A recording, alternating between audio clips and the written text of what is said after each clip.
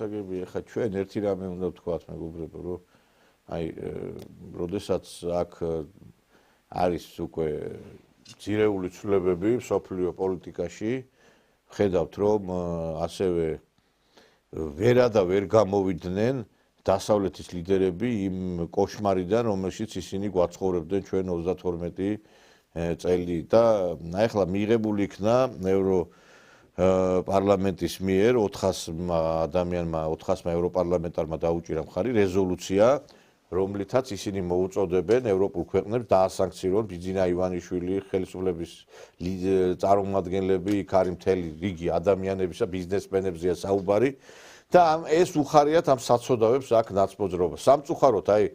ის იმაში რომ არის ყვარყვარეში და ის დეპეშას რომ მიიღებენ იქ და რომ ლაპარაკობენ გახსოვთ ალბათ რომ რევოლუცია მოხდა კი მაგრამ ამას მიმალავდით რევოლუცია მოხდა ამათმა ვერ გაიგეს ეთყობაში რომ შეიცვალა მსოფლიო ევროპარლამენტში სულ სხვანაირად გადანაწილდა უკვე ყველაფერი გამოუტანა განაჩენი მსოფლიოს დიდმა მოთამაშეებმა უკრაინასაც გამოუტანა განაჩენი თავად მათაც და ესენი მაინც იმ პირველ ჩვენებას აწვევიან რომ კიდევ ესე იგი ამ რუსეთი საწინააღმდეგოდ მოქმედებენ კიდევ ესე იგი მოქმედებენ ისევლე იმ პირველი ჩვენებით რომ ესე იგი ჩვენ უნდა დაგვასანქცირონ რომ თურმე ჩვენ რა დემოკრატიის ფუძემდებელ პრინციპებს ვარღვევთ აი ეს არის სამარცხვინო აი ეს არის სამარცხვინო რამ რასაც აი უბრალოდ ისე დაეცა ევროპული დემოკრატია რომ ვერ აღიქვამენ სოფლიოში მიმდინარე პროცესებს აი ესე იგი ვერ ხვდებიან რომ უკვე დაამთავრდა მათი დრო და ამიტომ რაღაცა ახალი რაღაცა გარკვეულწილად ცვლილებები უნდა განხორციელდეს მათ განცხადებებში მათ მოქმედებებში შეიძლება კლავაც ესე ტრამპი იძახის რომ მე შესანიშნავი საუბარი მქონდა და დიდი ალბათობით მე არ გამიკვირდება 9 მაისს მავზოლეუმზე დონალდ ტრამპმა ესე აღლუმიც რო ჩაიბაროს რუსი ჯარისკაცების და ეგეც აღარ გამიკვირდება სიმართლე რო ვთქვათ იმიტომ რომ მალე დაგეგმილია შეხვედრა და ბევრი რამე ამ შეხვედრიდან გარკვევა ანუ წავა გადატვირთვა წავა დათბობა ამერიკასა და რუსეთში და ესენი კიდევ ანტირუსულ ესე იგი პროპაგანდას აღვივებენ ევროპარლამენტარები და ახლა შემოგთავაზებთ აი ამ სამარცხვინო ხალხის პოზიციას რომლებიც ძალიან მალე ვინც ეს ამ რეზოლუციას დაუჭირა მხარი ძალიან მალე აღმოჩნდებიან იგივე პოლიტიკის მიღმა იმიტომ რომ ჩვენ კარგად ვიცით ევროპელი ბევრი ლიდერი საერთოდ ელოდება იმას რომ განაჩენს გამოუტან თავიანთი ქვეყნები პასუხისგებლობა დაეკისრებათ მათ სისხლის სამართლებრივ იმიტომ რომ ჩართული არიან კორუფციაში ჩვენ ხედავთ რომ ტრილიონები დოლარი გადიოდა ამერიკის ბიუჯეტიდან და სად მიდიოდა ეს USAID-დან და ფონდებიდან აი ევროპარლამენტარებზეც მიდიოდა თქვენ რა გონიათ ამათ ფული აქვთ აღებული და ეხა ფული რო აიღეს ხო უნდა შეასრულონ ის დავალება რომ აი ესეთი რეზოლუციები მიიღონ რომ ჩვენთან საქართველოში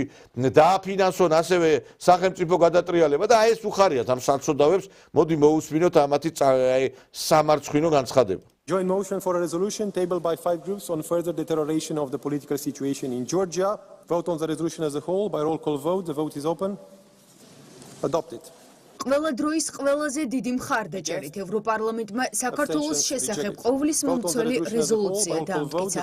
400 მომხრე ამდენი მხარდამჭერი აქამდე არც ერთ მსგავს დოკუმენტს არ ქონია. ევროპარლამენტი ევროკავშირის წევრი ქვეყნებისგან მოითხოვს ბიძინა ივანიშვილის, მისი ცოლის, ოლიგარქის 4-ვე შვილის, დისშვილის შმაგი კობახიძის და დეიდაშვილის უჩა მამაცაშვილის სანქცირებას. სია ამით იწყება და გრძელდება იმ ბიზნესმენების ჩამონათვალ ვინც ოლიგარქის რეჟიმს აფინანსებს, რადგან სლოვაკეთი და უნგრეთის სანქციებს ბლოკავს, ამიტომ ევროდეპუტატებს გეგმა ბეაქვთ, გვერდი აუარონ უნგრეთის და სლოვაკეთის წინააღმდეგობას და რეჟიმს ეროვნული სანქციები 25-მა ქვეყანამ დაუწესოს.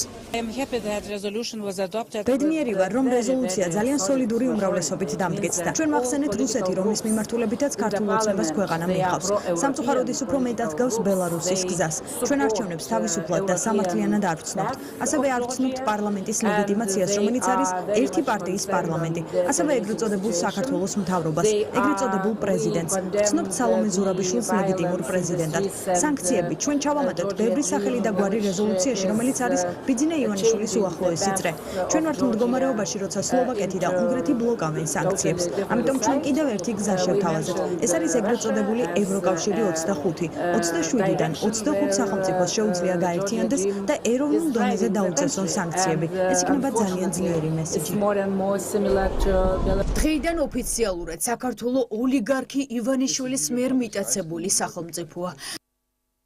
ამ განცხადებებს რო ვისმენთ ჩვენ ამ ტელევიზიებიდან გონიათ რომ რაღაცა მაინტერესებს ერთი ტრამპის განცხადებებს როგორ აფასებთ თქვენ ჩინეთის ხელისუფლების განცხადებებს ჩარჩენილები რო ხართ აი ესე ბაიდენის ადმინისტრაციის მმართველობის აი ამ პერიოდში მე ყველაზე უფრო აი მიხარია თეთრი სახლის პრესპიკერი რო გამოდის და აი ქალი არის ნამდვილი ქალი ქალს გავს აქამდე გაურკვეველი ადამიანები აკეთებდნენ განცხადებებს და აი ესე დემონსტრაციულად ჯვარი კიდია აი ესე ხაზგასმა იმაზე რომ ამერიკა დაუბრუნდა იმას რაც აქამდე იყო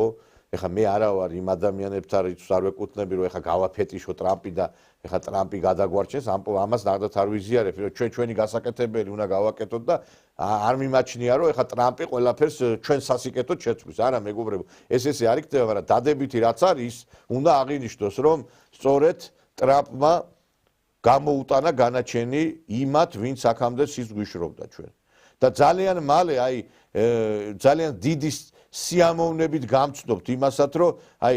როგორ გამოუტანს თავად უკრაინელები განაჩენს ზელენსკის და მის ხუნტას თუ აქამდე ტრამპმა გამოუტანა განაჩენი ეხლა უკვე ტრამპმა მწვანე შუქი აუნთო უკრაინელ ხალხს რომ მათ უნდა იმოქმედონ ისე როგორც შეშვენის ამ ხალხს იმიტომ რომ ჩვენ ქვეყანასთან კი არ გვაქვს საქმე და ხალხთან ჩვენ საქმე გვაქვს აი ბოროტ მოქმედებთან და ეხლა ის რომ ეხლა ზელენსკიზე მარტო გადაწყდეს ჯოხი არა ზელენსკი მოიყვანა ამერიკამ ეხლა ფაქტია ეხლა იქ არ შეპარულა ზელენსკი არც არავინ ეხლა ზელენსკის თავისით რომ არ მოსულა ხელისუფლებაში კარგად ვიცით ხო საერთოდ დემოკრატია სტალინმა თქვა რომ შეიქმნა ამერიკელების მიერ უცხო ქვეყნების სამართავად ხო ესე დემოკრატიას ეძახიან იმას რომ თვითონ გათელონ ფეხქვეშ ყველას უფლებები და მე სხვას უთხრან ის რომ აი თქვენ დაიცავით ის რასაც თვითონ ესე ფეხქვეშ თელავენ ეხლა კიდე ერთხელ მეორე ჩვენ არ უნდა იმას ეხლა უყურეთ რა მოხდება აი წავიდა ტრამპი მოვა კიდე ესეთი ბაიდენის და ნაგიჟარი ვიღაცა კიდევ დაიწყებს ამიტომ იცი რა ქვეყანა რომელიც აი ესე კამელეონივით აი გველის ტყავივით იცვლის პოლიტიკას ეს არ არის სანდო ქვეყანა იცით ეხლა ვიღაცას თუ სიმპათიები გაუღლდა მე მაგალითად ეხლა უკრაინა უფრო მეწოდება ვიდრე ეხლა ტრამპის და იმის მადიდებელი ვარ იმიტომ რომ ტრამპმა ისიც უნდა თქვას მაშინ ეხლა რომ ვინ დააწყებინა ვინ ეხმარებოდა იმას ვერ გავიგე ეხლა წარმოგიდგენიათ უკრაინა რომელმაც ესე ქვეყანა განადგა ეხლა კიდე ფულს ათხოვს ის რომ იარაღი მომეცი ფული მომეცი ანუ ატლანტის ხოს 500 მილიარდს არა ჩვენმა თელმა მსოფლიო ხო იცით რომ ეს ომი დაიწყო თავად ამერიკამ უკრაინელების ხელით ხო ეს ესეა თორე ეხლა ზელენსკი ვინ არის ეხლა რომ მაგას ომი დაეწყო იქა ამიტომ აი ჩემთვის პირადად არის ეს მთელი მსოფლიოს და ჩვენთვის არ უნდა ვენდოთ ამერიკელების სიტყვას არც ერთ შემთხვევაში ჩვენ უნდა გავატაროთ ჩვენი პოლიტიკა არც ტრამპის სიტყვას არ არის სანდო ტრამპი დღეს ერთ სიძახის სხვა შეიძლება სხვა თქვას გასაუგე ტრამპი ეხლა ვიღაცები რომ ტრამპზე გიждდებით თქვენ რომ აი ქრისტიანობის დამცველი კი დღეს ესეა მაგრამ ტრამპი იყო ის კაცი ვინც იმ LGBT დროშას აფრიალებდა ერთი პერიოდი იყო ეს მომენტი და ამის კადრებიც არსებობს ამიტომ ვიძახი მე რომ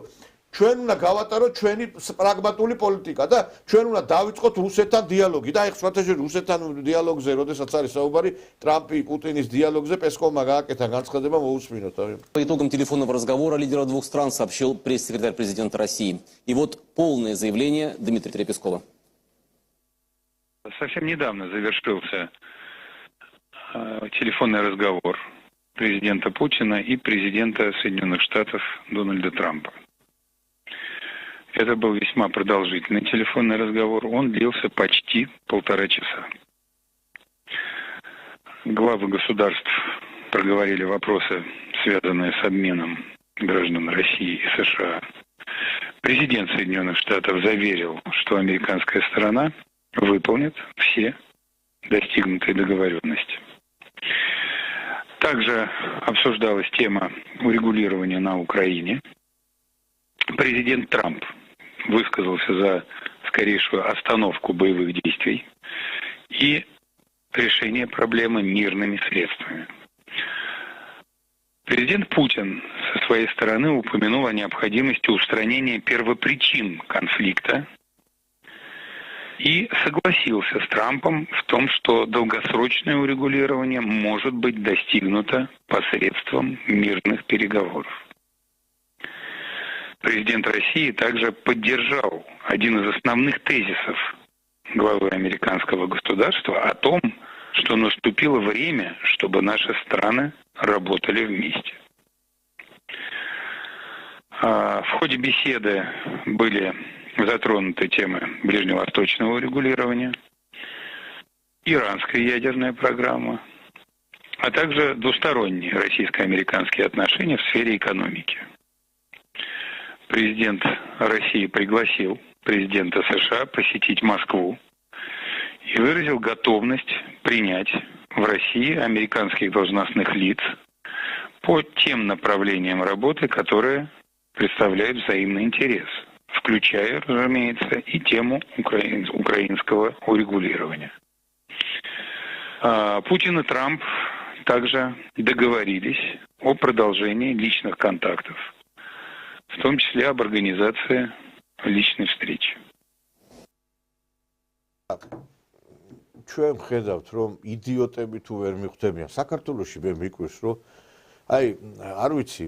ეს ხალხი კიდე რომ ეხა აი რუსთაველზე დარბის და აი ამ განცხადებების შემდგომ ტრამპის განცხადების შემდგომ პუტინის კიდე ლაპარაკობს რომ აი ხაიჟივე ხა იმდენად აღარ არის ეს ავანტყოფი ფენა უნდა ჩავრეცოთ ჩვენ რა ეხა 15-ში კიდე აქციასაბი დამთავრდა შეაგდეთ კამერაში ეს ნაძირლები ესენი რა და მე კიდე ერთი რამე არის ქვეყნის პირველი ყველა თითეული ქვეყნის მოვალეობა არის რომ ქვეყანაში შექმნას უსაფრთხო გარემო აი რო ილანძღებიან ამ სოციალურ ქსელში რო ილანძღებიან ქუჩაში და თან უკვირთ მე რატო გვაკავებენ 5000 ლარით ჯარიმებს ეს უნდა დამთავრდეს ეს ყველაფერი უზრუნველყოთ ეს ყველაფერი თქვენ აგერ არის ტრამპი ამბობს რომ აგინებს ევროკავშირს შეშლილები გიჟები არიან USAID-შიო მოკიდეთ ხელი ამ USAID-ის დაფინანსებულ ლეკვებს და თითეული გამოვლენა აი ქუჩაში ერთი შემოძახილიც კი რაღაცა ის ადამიანი დაისაჯოს უმკაცრესად რა არ შეიძლება ესეთ გარემოში ცხოვრება კიდე როგორ ბედავ თქვენ ქუჩაში გამოსვლა აგერ უკრაინა გაწირე ამერიკის შეერთებულმა შტატებმა ბოდიშ და განადგურდა ეს ქვეყანა და კიდე თქვენ ლაპარაკობთ იმის შესახებ რომ თურმე ხელისუფლება რაღაცა რატო წავიდა იმ გზით და კიდე რუსებზე დაგეშილ გუჟეშავ თქვენ